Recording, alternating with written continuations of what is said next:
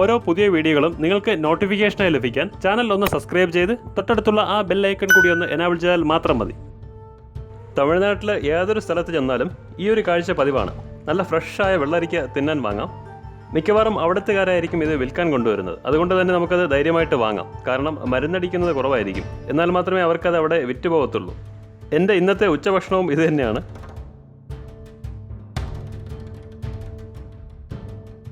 തമിഴ്നാട്ടിൽ തെങ്കാശിക്കടുത്ത് സുന്ദരപാണ്ഡിയപുരത്ത് സൂര്യാന്തി പൂക്കളുടെ ഒത്തിരി പാടങ്ങളുണ്ട്. അതുപോലെ തന്നെ ജണ്ടുമല്ലി, വാടാമുല്ല, അങ്ങനെ ഒത്തിരി പൂക്കൾ അവിടെയുണ്ട്. എന്തായാലും നമുക്ക് ആ പാടങ്ങളൊന്ന് ഇന്ന് പോയി നോക്കാം. ഞാൻ Afsal Karadikkal. Welcome to new episode of travel notes.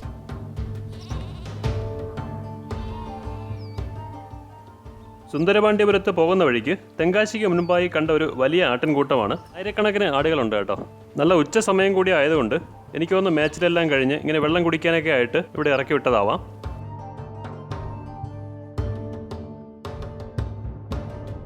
നമ്മൾ ഈ സുന്ദരപാണ്ഡിയപുരം പോകുന്ന വഴിക്ക് സുന്ദരപാണ്ഡിയപുരം എത്തുന്നതിന് മുമ്പ് തന്നെ ഒരു പാറയുണ്ട്, അന്യൻ പാറ. അതായത് അന്യൻ പടത്തിൽ രണ്ടക രണ്ടക എന്ന് തുടങ്ങുന്ന ആ പാട്ടില്ലേ, അതിലെ കുറച്ച് സീനുകൾ ചിത്രീകരിച്ചത് ഈ പാറയിലാണ്. അങ്ങോട്ട് കയറുന്നതിന് തൊട്ട് മുൻപ് വീണ്ടും ഒരു വലിയ ഒരു ആട്ടിൻകൂട്ടം റോഡ് മുറിച്ച് കിടക്കുന്നത് കണ്ടു. എന്തായാലും അത് ക്യാമറയിലാക്കാതിരിക്കാൻ തോന്നിയില്ല.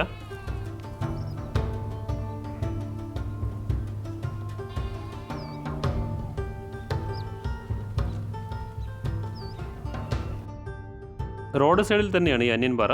റോഡിൽ നിന്ന് ഒരു 100 മീറ്റർ അകത്തേക്ക് കയറണം എന്ന് മാത്രം. ഈ പാറപ്പുറത്തു നിന്നുള്ള വ്യൂ ഒക്കെ നല്ല രസമാണ് കേട്ടോ. നമ്മൾ നേരത്തെ കണ്ട ആട്ടിൻപറ്റങ്ങളില്ലേ, അത് തന്നെയാണ് ഈ നിന്ന് മേയുന്നതും. സുന്ദരപാണ്ഡിയപുരം എന്ന ഈ കുഞ്ഞ് പഞ്ചായത്തിൽ സിനിമാ ലൊക്കേഷനുകൾ ധാരാളം ഉണ്ടായിട്ടുണ്ട്. റോജ, ജെന്റിൽമാൻ, മുതൽവൻ, വേട്ടൈ, അങ്ങനെ തുടങ്ങി ഒത്തിരി തമിഴ് സിനിമകൾക്ക് ഈ പ്രദേശങ്ങൾ ലൊക്കേഷനായിട്ടുണ്ട്. പിന്നെ അന്യൻ എന്ന തമിഴ് സിനിമയിൽ അതിലെ കുറേ ഭാഗങ്ങൾ ചിത്രീകരിച്ചത് ഈ പാറപ്പുറത്താണ്. അങ്ങനെയാണ് ഇതിന് അന്യൻ പാറ എന്ന് പേര് വരുന്നത്.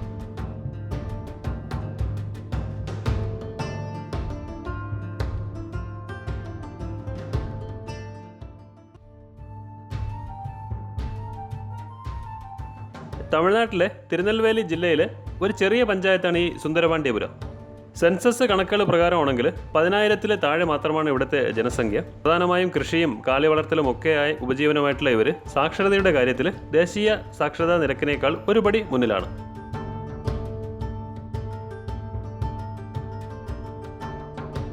ഈ റോഡ് സൈഡിൽ തന്നെ ജണ്ടുമല്ലി, അതുപോലെ വേറൊരു പൂവും ഉണ്ട് കേട്ടോ. അതിൻ്റെ പേരെനിക്ക് കൃത്യമായിട്ട് അറിയില്ല. അതിൻ്റെയൊക്കെ ഒരു ചെറിയ പാടമുണ്ട്, നമുക്കത് നോക്കാം.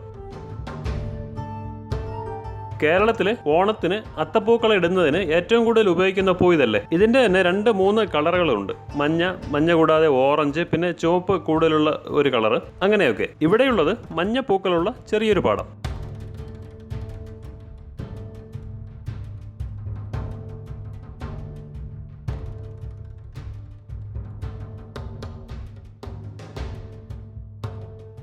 ഞാൻ മുമ്പ് പറഞ്ഞില്ലേ, ഇതിൻ്റെ പേരെനിക്ക് കൃത്യമായിട്ട് അറിയില്ല, പക്ഷെ നല്ല രസമുണ്ട് കാണാൻ. എനിക്ക് തോന്നുന്നത് ഈ പൂ കൂടുതലും ഉപയോഗിക്കുന്നത് ഹാരം ഉണ്ടാക്കുന്നതിനൊക്കെയാണ് ഇത് കൂടുതലും ഉപയോഗിക്കുന്നത്.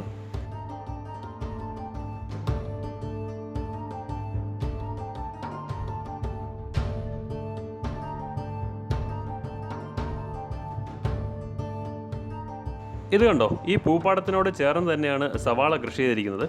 വെള്ളം കയറ്റി വിടുമ്പോൾ സവാള കേടുവരാതിരിക്കാൻ വേണ്ടിയിട്ട് മണ്ണ് തിട്ടകളായിട്ട് ഒരുക്കി അതിലാണ് ഈ സവാള ഇങ്ങനെ നട്ടിരിക്കുന്നത്.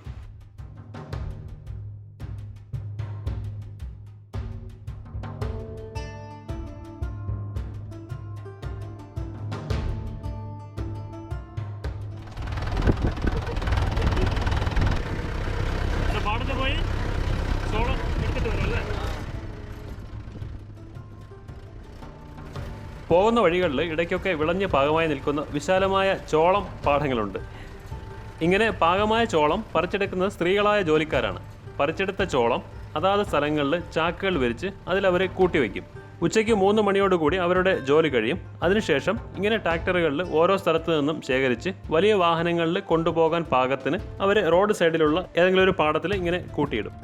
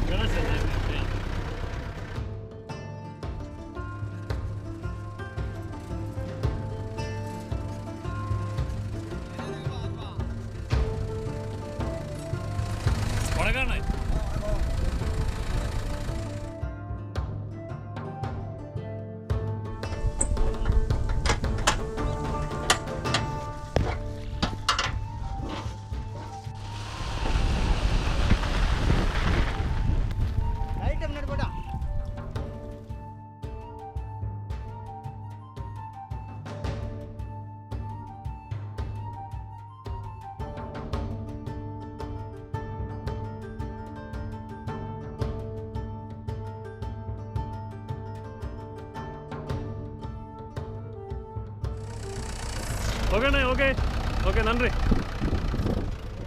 അങ്ങനെ കുറേ നല്ല അനുഭവങ്ങൾ സമ്മാനിച്ച നിഷ്കളങ്കരായ ആ കർഷകരോട് തൽക്കാലം യാത്ര പറഞ്ഞ് പിരിഞ്ഞു.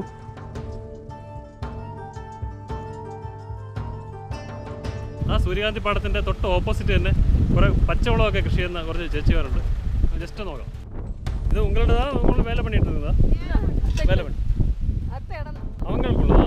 ഓക്കെ. ആ വെള്ള ഷർട്ട് ധരിച്ചിരിക്കുന്ന അക്കായുടേതാണ് ഈ പാടം. കൂടെയുള്ളവർ പണിക്കാരാണ്. ഏதாவது മരുന്ന് പോടുമോ?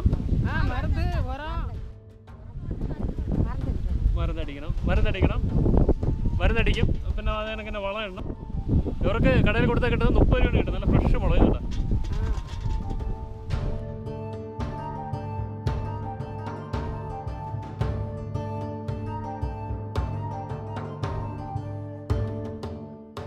ഇത് കണ്ടോ, വലിയ വലിയ പാടങ്ങളിലാണ് ഇങ്ങനെ വെണ്ട കൃഷി ചെയ്തിരിക്കുന്നത്. നമ്മളുമൊക്കെ വെണ്ട കൃഷി ചെയ്യാറുണ്ടല്ലേ, പക്ഷേ ഇത് കണ്ടോ, വലിയ പാടങ്ങളിലാണ് ഇവർ കൃഷി ചെയ്തിരിക്കുന്നത്.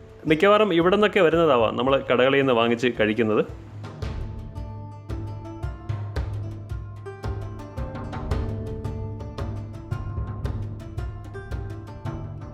സുന്ദരപാണ്ഡ്യപുരത്ത് നിന്നും വളരെ അകലെയല്ലാതെ ഏകദേശം 1 കിലോമീറ്റർ മാറിയതേ ഉള്ളൂ വിശാലമായിട്ടുള്ളൊരു സൂര്യകാന്തി പാടം കാണാൻ പറ്റി.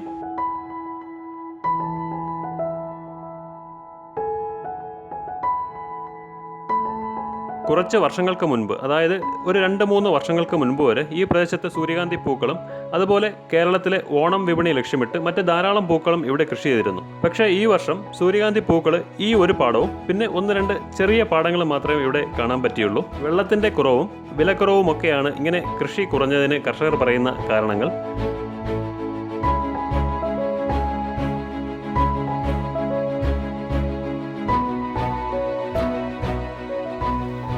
പക്ഷെ കിട്ടുന്ന വെള്ളം ഒട്ടും പാഴാക്കാതെ തന്നെ ഓരോ ചെടിയുടെ ചുവട്ടിലും കൃത്യമായി തിരിച്ചുവിട്ട് ശരിയായ രീതിയിൽ അവരത് ഉപയോഗിക്കുന്നുണ്ട്.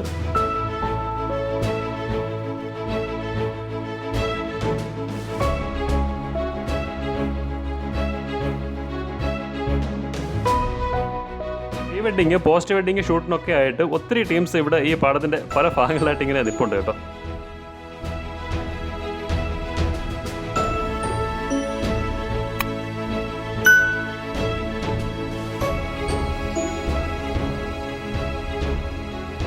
ഉക്രൈൻ്റെ ദേശീയ പുഷ്പം കൂടിയാണ് ഈ സൂര്യകാന്തി പൂക്കൾ. ലോകത്തിലെ ഏറ്റവും കൂടുതൽ സൂര്യകാന്തി പൂക്കളുടെ വിത്തുകൾ ഉൽപ്പാദിപ്പിക്കുന്ന രാജ്യവും ഉക്രൈൻ തന്നെയാണ്. ഉക്രൈൻ കഴിഞ്ഞാൽ റഷ്യ, അമേരിക്ക എന്നീ രാജ്യങ്ങളാണ് തൊട്ട് താഴെ വരുന്നത്. ഇന്ത്യയിൽ ഏറ്റവും കൂടുതൽ സൂര്യകാന്തി കൃഷി ചെയ്യുന്നത് കർണാടകയിലാണ്. അത് കഴിഞ്ഞാൽ ആന്ധ്രാപ്രദേശ്, ബീഹാർ, പിന്നെയാണ് തമിഴ്നാട്. ഈ സ്റ്റേറ്റുകളിലൊക്കെയാണ് സൂര്യകാന്തി പൂക്കൾ കൃഷി ചെയ്ത് വരുന്നത്.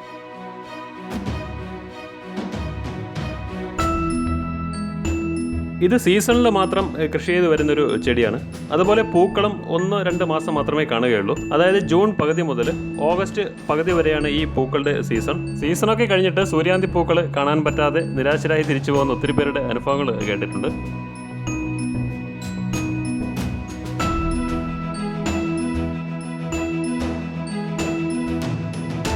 ഇവിടെ കൂടാതെ നമുക്ക് അടുത്ത സൂര്യകാന്തി പാടം കാണാൻ പറ്റുന്നത് കർണാടകയിലെ ഗുണ്ടൽപേട്ടിലാണ്.